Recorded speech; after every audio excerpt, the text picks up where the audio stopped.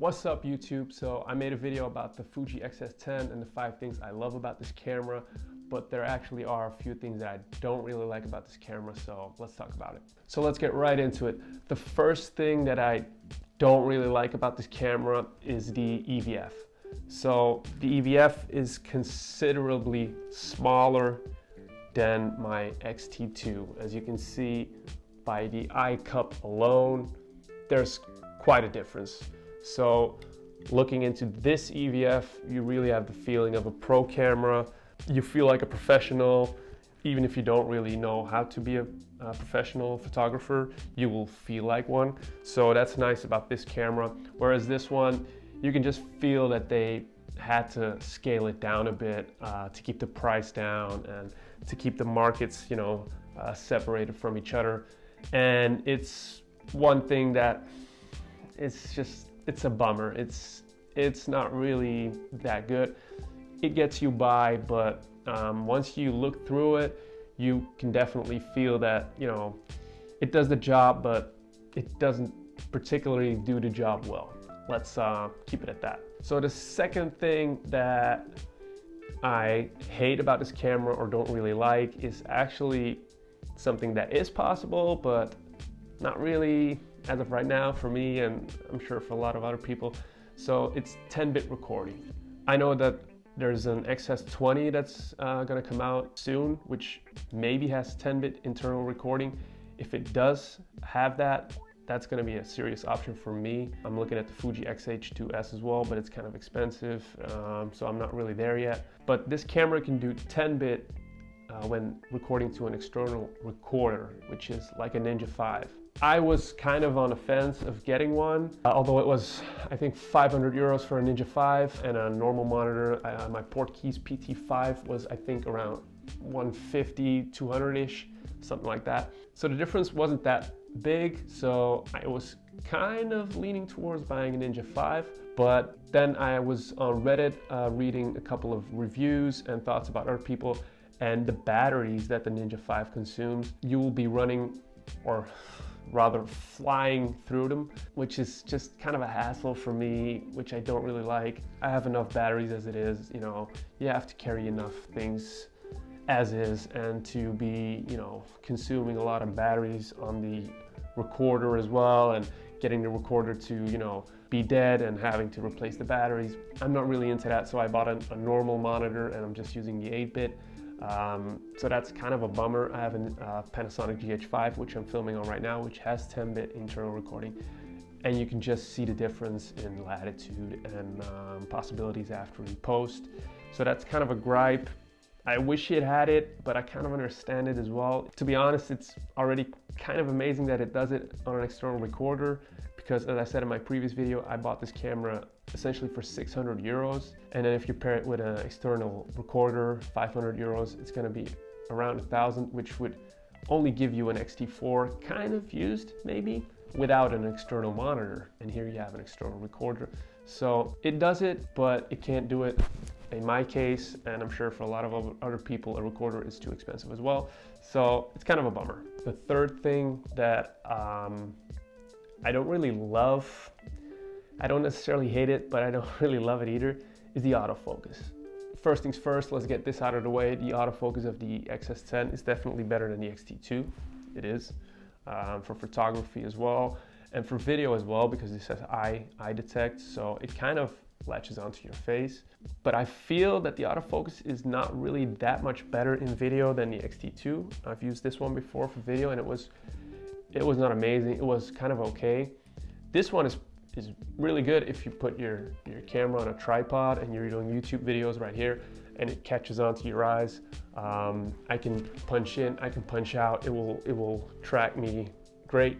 But for like real corporate work, where you're on a gimbal and everything, and you have to kind of rely on it to like lock on focus to people and things, and you're running gunning, it kind of pulses and it loses focus a little bit, and it's really difficult to rely on it. But also shooting manual focus on a gimbal is just a pain if it's possible. Kind of disappointed at times on the autofocus in video. That's why I'm leaning towards the XH2S, which supposedly has great autofocus, also in video. Photography is good. It kind of sees eyes where there's no eyes, which is kind of strange, and it does it a lot, you know, in the darkness and shadows. It will see eyes, which are no eyes, it's just a shadow. And you know, it's hunting a little bit, but it's kind of okay. But for video, it's kind of okay as well, but the X-T2 was okay as well, and this is supposed to be better, and I don't really think it's that much better. So I apologize if there's any exposure change right now, because my GH5 died, the battery was dead. So yeah, I think we're kind of okay right now, but if there's any change and you can still see it, I apologize. I'm sorry. All right. So the fourth thing I don't really love about this camera, or I kind of hate at moments, frustrated about it a lot. If you're using film recipes and you're taking pictures, the processor of this thing is sometimes really slow. Like, it's storing, and it would say storing for like 2 to 3 seconds, and then you could take a picture again, so one picture. So I haven't tried bursts, but I just think that it wouldn't be possible to do bursts. Apparently it's the clarity setting in the recipe. Once that is activated, you would get the delay.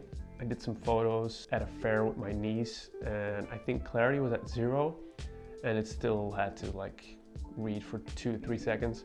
But maybe it's still activated at 0, and you would have to put it like at -4, -3, or whatever it goes down to, and then it would be gone. I haven't tried it yet, but I've seen a lot of people complain about this, and to me it's also, you know, a bit of a bummer. And then the last thing, which is maybe my biggest gripe with this camera, the not so great batteries. These are the famous, you know, the Fujifilm NPW126S batteries, which you would get in the X-T2 all the way up to the X-T4, I think. I think the X100V uses these batteries as well, I'm not sure. I don't have that camera because it literally costs 75,000 euros secondhand. I don't think the batteries are as bad as some people say on the internet. I mean, they're not great, especially compared to my GH5, which, you know, lasts me for like literally hours, even recording. I took that one with me on the California trip that I did. I was filming on that camera, and one battery lasted me like the entire day.